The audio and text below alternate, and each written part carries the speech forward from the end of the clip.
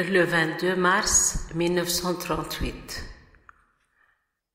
lorsque la créature décide de vivre dans notre volonté, dans notre vouloir, toutes les choses sont changées pour elle. Elle devient placée dans les mêmes divines conditions, ce à quoi serviront les enfants de divin fiat, et comment ils porteront en eux la vie de leur Père céleste, l'ultime regard d'amour au moment de la mort. Je continue mon vol dans le divin vouloir. Je peux sentir lorsque j'entre en lui l'air apaisant de ses vagues balsamiques. Tout est paix. Sa puissance est telle que l'âme se sent investie par une force qui la rend capable de faire n'importe quoi, même ce que fait Dieu lui-même. Divine volonté, combien tu es capable de changer la volonté humaine.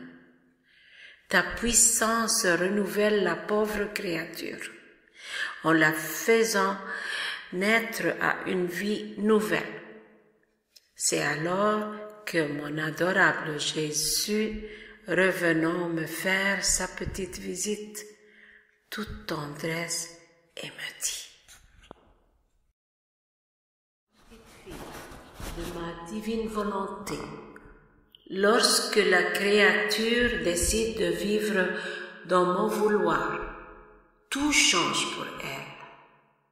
Notre reine divin l'investit, et nous la faisons dominatrice de toutes choses, dominatrice de notre force, de notre bonté et de notre sainteté, dominatrice de la lumière.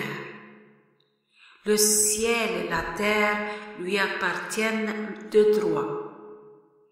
Nous la plaçons dans une atmosphère de sécurité et de paix immuable. Aucun bien, ni santé, ni beauté, ni joie divine ne peuvent manquer à cette créature qui vit dans notre volonté. Tous ces plus petits actes sont remplis de satisfaction au point de provoquer le sourire du ciel tout entier et de notre être suprême lui-même. Par conséquent, nous sommes tous très attentifs lorsqu'elle aime et lorsqu'elle travaille, pour en profiter et sourire avec elle. Nous l'aimons au point de la mettre dans les mêmes conditions que nous. Nous aimons même si nous ne sommes pas aimés. Nous continuons à donner la vie même si on nous ignore et même si nous sommes offensés. Et si la créature revient vers nous en demandant pardon, nous ne lui faisons aucun reproche et nous la serrons contre notre sein divin. On peut dire que c'est à nous seuls que l'homme peut faire confiance. Non seulement il ne peut pas faire confiance aux autres créatures, mais il ne trouvera en elles que de l'inconstance et de la tromperie. Et au moment où il croira pouvoir compter sur elles, elles le quitteront. L'homme ne peut croire que la créature qui vit dans notre volonté. Cette créature fera comme nous. Sans être aimée, elle aimera. Ignorée ou offensée, elle courra après celui qui l'offense pour le sauver. Nous nous sentons présents dans celle qui vit dans notre volonté. Et nous l'aimons tellement que nous ne cessons de déverser sur elle des rivières d'amour pour être aimés de plus en plus d'un amour redoublé et grandissant. Après quoi, il ajouta avec un amour encore plus tendre et plus touchant. Ma fille, la création tout entière a été créée dans un épanchement de notre amour très intense. Par conséquent, les enfants de notre fiat serviront la nécessité de notre amour. Notre amour ressent le besoin de s'épancher, sinon nous nous sentons suffoqués dans nos flammes. Voici pourquoi les enfants de notre volonté sont nécessaires pour un continuel épanchement de notre amour. Et nous les mettrons dans cette même condition de sentir le besoin d'épancher leur amour en même temps que nous. Nous épancherons de l'amour l'un sur l'autre, tout comme la création a commencé dans un épanchement d'amour. De la même manière, nous la terminerons avec nos enfants, dans un épanchement d'amour. Nos enfants serviront à compléter dans la gloire la création tout entière. Ce ne serait pas une œuvre digne de nous si nous ne recevions la gloire que nous doivent les créatures pour avoir créé tant de choses par amour pour elles. Il y a encore de très hauts, très nobles, très saints et très sublimes points. Nous avons tout créé pour que tout puisse être enfermé et anime par notre volonté. Par conséquent, tout comme nous avons donné naissance à la création, elle doit nous revenir dans notre adorable fiat. Si nous ne le faisons pas, ce serait comme si nous n'avions pas la puissance nécessaire pour tout faire, l'amour pour tout conquérir ou la sagesse pour pouvoir tout disposer. Les enfants de notre fiat nous permettront d'accomplir en eux notre volonté et ils seront par conséquent notre gloire, notre triomphe et notre victoire. Ils seront nos enfants véritables qui non seulement porteront notre image, mais la vie du Père Céleste lui-même, qui demeurera en eux comme leur propre vie. Ces enfants seront notre vie, nos cieux et nos soleils. Oh, comme nous prendrons plaisir à créer en eux des vents qui soufflent l'amour, des mers qui murmurent « Je vous aime, je vous aime, je vous aime ». Nous trouverons tout en eux. Il n'y aura plus de différence entre le ciel et la terre. Ce sera comme nous une seule et même chose, soit que nous les gardions avec nous dans le ciel ou avec nous sur la terre. Par conséquent, chéris la chose qui devrait te préoccuper le plus. Vivre dans notre volonté. Notre amour trouvera son repos, sa délivrance et sa paix en toi, ainsi que le commencement de notre bonheur sur terre dans le cœur de la créature. Notre volonté sera constamment sur toi pour faire grandir en toi notre vie. Notre amour t'enverra sa brise continuelle pour t'aimer toujours d'un amour nouveau et recevoir le tien comme une expression et un retour de son amour. Après quoi, mon bien-aimé Jésus ajouta avec une tendresse si indicible que j'en avais le cœur brisé. Ma bonne fille, si tu savais ce que je te dis concernant tout ce que ma volonté fait avec la créature et comment elle vit avec elle, ils se jeteraient tous dans ses bras sans jamais la quitter. Tu dois savoir que ma volonté est comme une vraie mère pour la créature. Elle la crée de ses mains. Elle la conçoit dans son sein maternel. Elle ne la laisse jamais seule. Pas même un instant dans ce sein maternel, comme à l'intérieur d'un lieu sacré. Ma volonté forme la créature, lui donne l'usage de ses membres, elle l'élève avec ses souffles, lui donne sa chaleur, et après l'avoir bien formée, elle lui donne le jour. Mais elle ne la laisse jamais, jamais seule. Mieux qu'une mère, elle plane toujours au-dessus d'elle pour veiller sur elle, l'aider, lui donner le mouvement, l'articulation de ses membres, le souffle et les battements du cœur.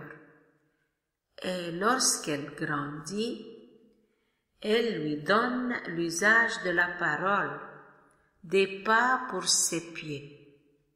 Il n'est rien que puisse faire la créature que ma volonté ne fasse avec elle pour lui donner le plein usage de la vie humaine. Par conséquent, le principe de la vie humaine, de l'âme comme du corps, est formé entièrement par ma volonté qui demeure dans la créature comme dans son refuge pour lui donner la vie éternelle. Ma fille, jusqu'à ce que la culpabilité commence dans la créature, tout en elle est ma volonté. Et lorsqu'elle commence la culpabilité, commencent aussi les pleurs et les souffrances de cette céleste mère. Oh, combien son enfant lui manque. Mais elle ne le quitte pas.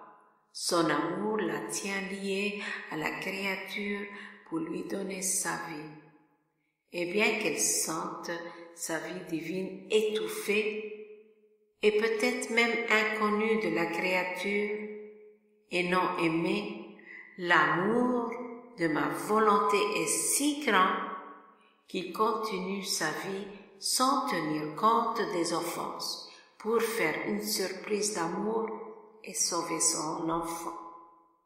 Notre bonté et notre amour sont si grands que nous utilisons tous les moyens pour sortir la créature de son péché, pour la sauver.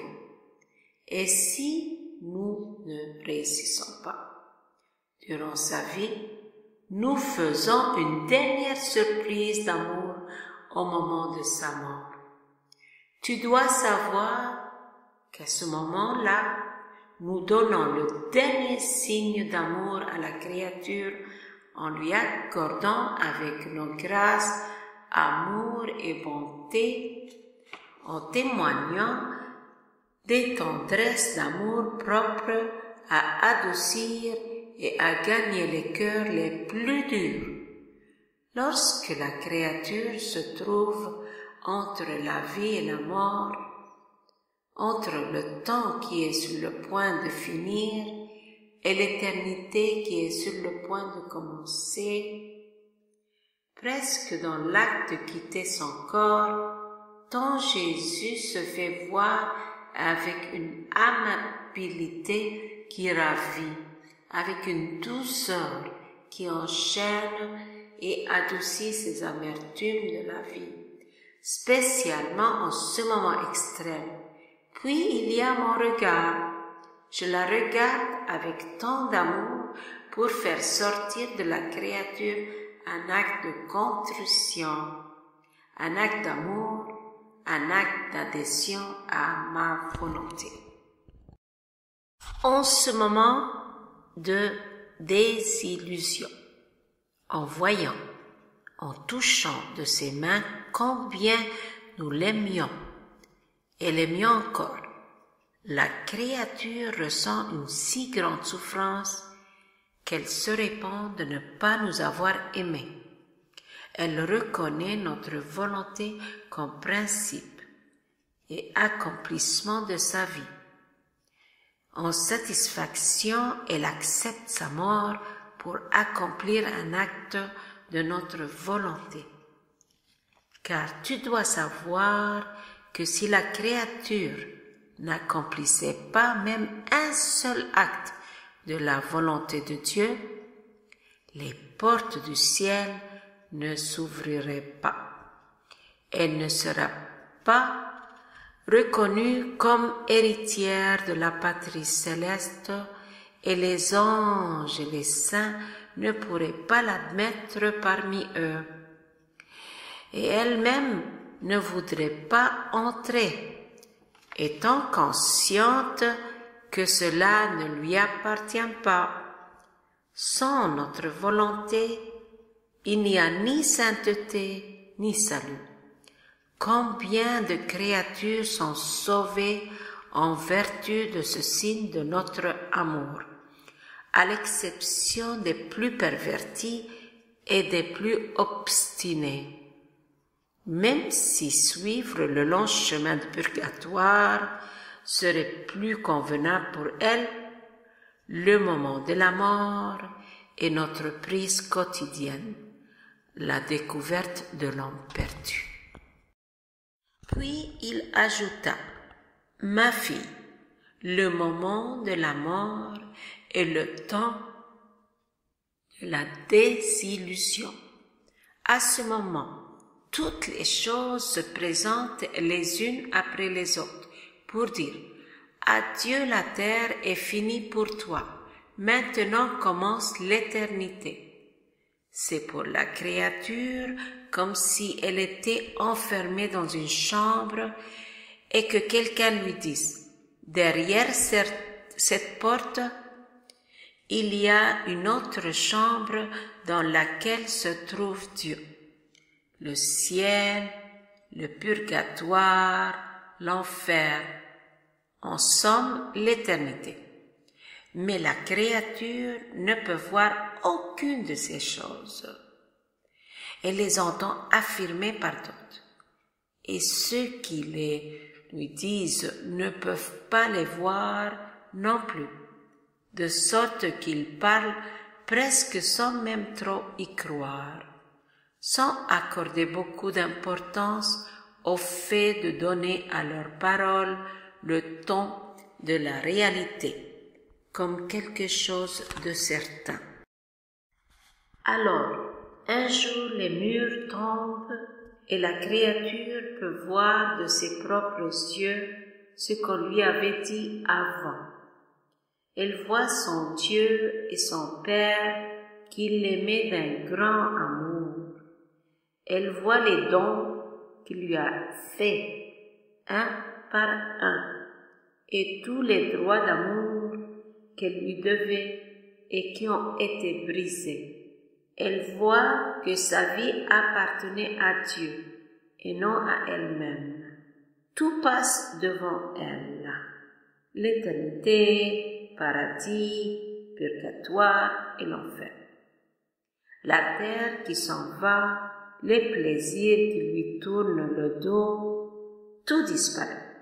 La seule chose qui lui reste présente dans cette pièce au mur abattu, l'éternité. Quel changement pour la pauvre créature! Ma bonté est si grande, voulant sauver tout le monde, que je permets la chute de ces murs lorsque les créatures se trouvent entre la vie et la mort. Au moment où l'âme quitte le corps pour entrer dans l'éternité, afin qu'elle puisse faire au moins un acte de contrition et d'amour pour moi, en reconnaissant sur elle mon adorable volonté, je peux dire dernier moment de leur vie pour les empêcher d'échapper à mes mains, plus que paternelle. Elle m'attendrait pas ce moment.